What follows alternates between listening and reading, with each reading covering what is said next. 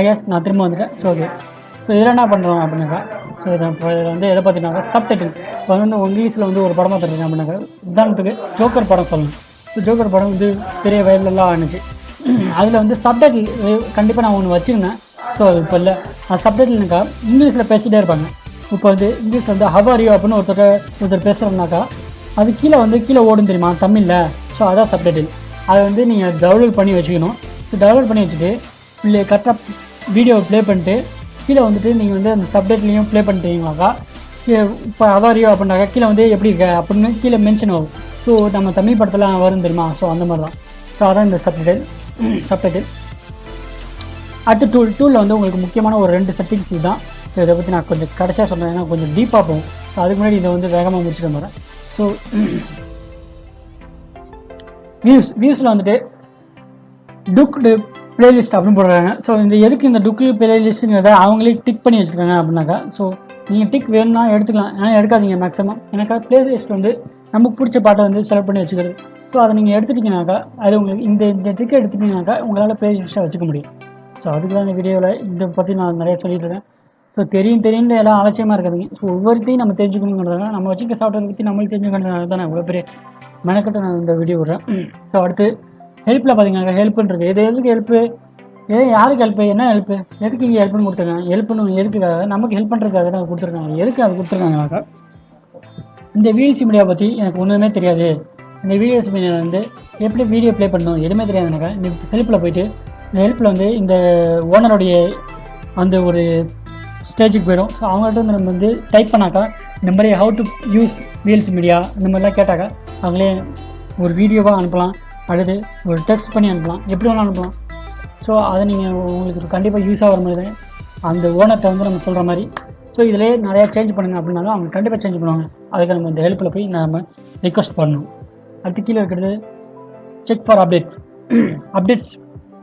நம்ம வச்சுருக்க வீடியோ பிள்ளை அப்டேட்டில் இருக்கா அப்படின்னு பார்க்குறது தான். அப்டேட்டில் இருந்துச்சுன்னா ஆட்டோமேட்டிக்காகவே இந்த செக் ஃபார் அப்டேட் நீங்கள் தட்டிங்கனாவே ஆட்டோமேட்டிக்காகவே அப்டேட் இருந்துச்சுன்னா அப்டேட் ஆகிடும்.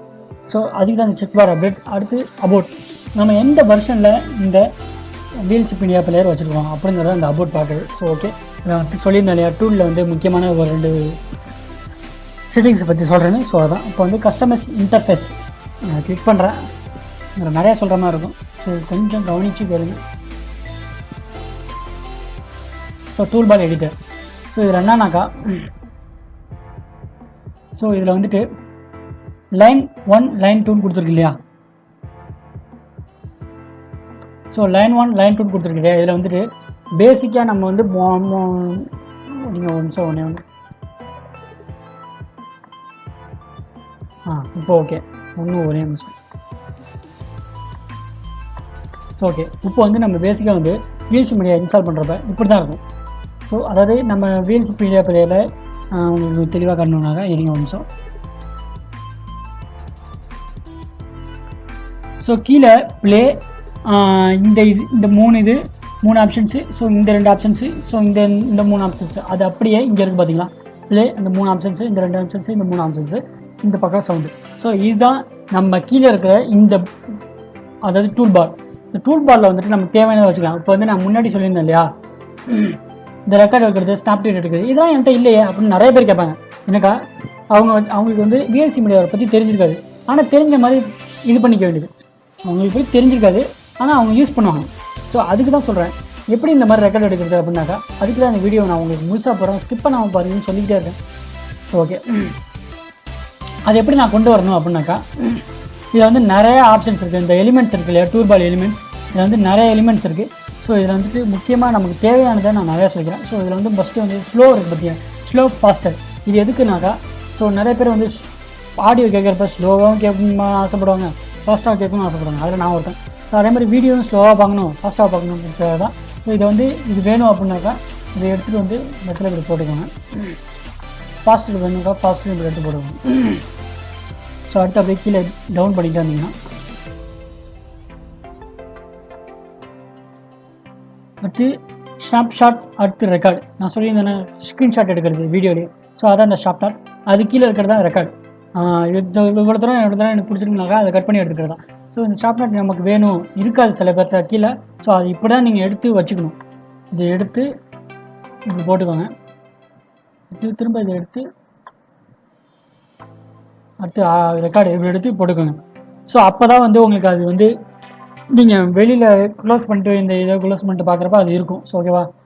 அடுத்து ஏபி லூப்னா அது ஏபி லூப்னாக்கா இந்த விஷயத்துலேருந்து இந்த விஷயம் எனக்கு ரொம்ப பிடிச்சிருக்கு. அதாவது ஆடியோவில் இந்த வாய்ஸ் மட்டும் கேட்டுகிட்டே இருக்கணும், இதில் என்ன இருக்குதுன்னு நான் உச்சரிப்பு கரெக்டாக கவனிக்கணும் அப்படின்னாக்கா ஏபி லூப்பும்பாங்க.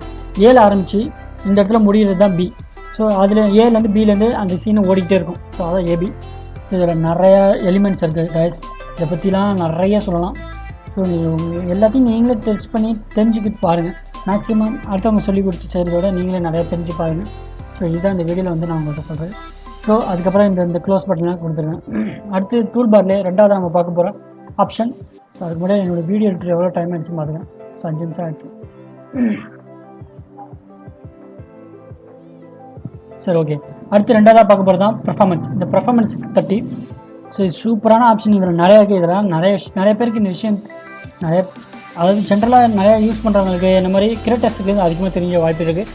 சில பேருக்கு தெரியாது. ஸோ போகிற பக்கில் வீடியோ பார்க்குறது, இந்த மாதிரி ஆடியோ கேட்குறது, இந்த மாதிரி உங்களுக்கு சில பேர் அப்படியே விட்டுருவாங்க. ஸோ அவங்களுக்கு தான் தெரியாது. ஸோ அங்கே தெரிஞ்சுக்கணுங்கிறத வந்து நான் ஆசைப்படுறதுக்காக இந்த வீடியோ வரும். ஸோ இதில் வந்துட்டு நிறையா கொடுத்துருக்கேன். ஸோ இதில் வந்து மெனு லாங்குவேஜ், இதில் வந்து ஆடியோங்கிறது இருக்குல்ல, ஆட்டோன்னு இருக்குது. ஸோ இதை மாற்றாதுங்க. இது வந்து நம்ம வந்து தமிழ்காரங்க, அதாவது தமிழ் லாங்குவேஜ் இல்லை, ஆனால் இது வந்து இங்கிலீஷ்காரங்க இந்த இந்த இந்த மீடியா பிளேயரை லான்ச் பண்ணதில் அவங்க இங்கிலீஷில் தான் கொடுத்துருப்பாங்க. ஸோ அதை இது பண்ணோன்னா, ஸோ இதில் வந்து நிறைய ஆப்ஷன்ஸ் இருக்குது. இதில் மெயினான ஆப்ஷன்ஸில் ஏகப்பட்டது இருக்குது. ஸோ இதில் வந்து நான் முக்கியமாக கடைசியாக இதுதான் சொல்ல வந்தேன். ஸோ வேகமாக முடிச்சிடுவோம், எனக்கு டைம் இல்லை. ஸோ தெரிஞ்சுக்க வேண்டிய விஷயங்கள் நிறையா இருக்குது. ஸோ இதில் வந்து ஹாட் கீஸ் வந்து நிறைய பேருக்கு தெரியாது. நான் தான் இப்போ சொல்லி தான் நிறைய பேருக்கு தெரியும். நான் இப்போ சொல்லி நிறைய பேருக்கு தெரியும் இந்த வீடியோ பார்க்குறவங்களுக்கு. ஸோ ஓகே, இதில் என்ன ஹாட் கீஸில் அப்படி இருக்குது அப்படின்னாக்கா, ஃபுல் ஸ்க்ரீனுக்கு வந்து எஃப் கொடுத்தா ஃபுல் ஸ்க்ரீன் வந்துடும். டபுள் கிளிக் பண்ணாலே நார்மலாக வந்துடும். இதனால் ஃபுல் ஸ்க்ரீன் பண்ணுறவங்களுக்கு ஹாட் கீ கொடுத்தாலே ஃபுல்லாக வந்துடும். ஸோ அது மாதிரி நம்ம வந்து வீடியோ ப்ளேஸ் பண்ணுறோம்னா அதுக்கு வந்து ஸ்பேஸ் பட்டன் அழுத்துவோம். எப்படி நமக்கு ஸ்பேஸ் பட்டன் தெரியும்? இங்கே வந்து ஹாட் கீயில் வந்து ஸ்பேஸ் ப்ளே அதுக்கு வந்து இங்கே போட்டிருக்காங்க ஸ்பேஸ்னு, அதனால தான் நம்ம ப்ளேஸ் பண்ணுறோம். அதே பி இருந்துச்சா நீங்கள் ஸ்பேஸை அழுத்திக்கிறீங்கன்னா உங்களுக்கு எதுவுமே தெரியாது. இந்த மாதிரி விஷயங்கள் நிறையா தெரிஞ்சுக்கோங்க. ஸோ இதே மாதிரி ஸ்பேஸை நம்ம மாற்றினாலும் மாற்றிக்கலாம். ஆன்சர் கொடுத்துட்டு அதே நமக்கு வந்து நியூ கீ ஒன்று ஓப்பன் ஆகிடும். அதில் வந்து நீங்கள் எந்த இடத்துல இந்த ஸ்பேஸு, அதாவது வீடியோ நிப்பாட்டுறது, திரும்ப ஆரம்பிக்கிறது, ரிஷ்யூம் பண்ணுறது, அது எதில் வச்சுக்கணுமோ அது எது போல் வச்சுக்கலாம். அதில் நிறைய ஏகப்பட்டது இருக்குது. ஸோ ஏகப்பட்ட டூல் கீஸ் இருக்குது, ஆர்ட் கீஸ் இருக்குது. ஸோ இதெல்லாம் நீங்கள் வந்து கண்டிப்பாக பார்த்து தெரிஞ்சுக்கோங்க. ஏன்னா இது வந்து எல்லாருமே ஜென்ரலாக எல்லாருமே நாலேஜ் இருந்து வளரணும். அதுக்காக தான் இந்த வீடியோ நான் போடுறேன். ஓகே, இந்த வீடியோ ரொம்ப ஸ்லோவாக போனதுனால இந்த வீடியோ நான் ஸ்டார்ட்டாக முடிச்சிக்கிறேன். இந்த வீடியோ வந்து இன்னொரு பெரிய இந்த பிளேயரில் அட்வான்டேஜ் என்னன்னாக்கா, வாய்ஸ் வந்து, அதாவது நம்ம கேட்குற வீடியோ பிளேயரோடைய சவுண்டு வந்து அதிகமாக இருக்கும். ஸோ இதை வந்து 100 இருக்கு இல்லையா, பொதுவாக ஜென்ரலாக 100 தான் ஆரம்பிக்கணும் நான் ஏற்கனவே சொன்னேன். அதுக்கப்புறம் தான் போக போக கண்ட்ரோல் ஃபார்வர்ட் பட்டன் எடுத்துனாக்கா ரொம்ப அதிகமாக ஏறும். அதாவது நம்ம இப்போ வந்து வீடியோ எதுவும் போடல, வீடியோ எதுவும் போட்டோம்னாக்கா இந்த 200 மேலே காட்டும். ஆல்ரெடி இப்போ அதிகமாக வச்சு 200 வந்துடுச்சு. அது 125 காட்டுறது அந்த இடத்துல அவ்வளோதான் இடம் இருக்குது. ஸோ அதை அப்படி தான் காட்டும். ஸோ ஓகே காஸ், இந்த வீடியோ உங்களுக்கு பிடிச்சிருந்தா லைக் பண்ணுங்கள், ஷேர் பண்ணுங்கள், கமெண்ட் பண்ணுங்கள், மறக்காமல் சப்ஸ்கிரைப் பண்ணுங்கள். அதிலே விட முக்கியமானது நீங்கள் போடுற கமெண்ட் தான்.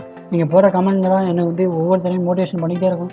ஸோ நீங்கள் போடுற கமெண்ட்னால தான் நான் வந்து வீடியோ போடணுமா போடக்கூடாது அப்படிங்கிற யோசிக்கிற மைண்ட் செட்டும் வரும். ஸோ நீங்கள் போடுற ஒவ்வொரு கமெண்ட்ஸில் சொல்கிற ஒவ்வொரு விஷயமும் எனக்கு வந்து ஒரு முக்கியமான என்னோடய லைஃப்பில் இருக்கக்கூடிய அடுத்த முடிவாக கூட இருக்கலாம்.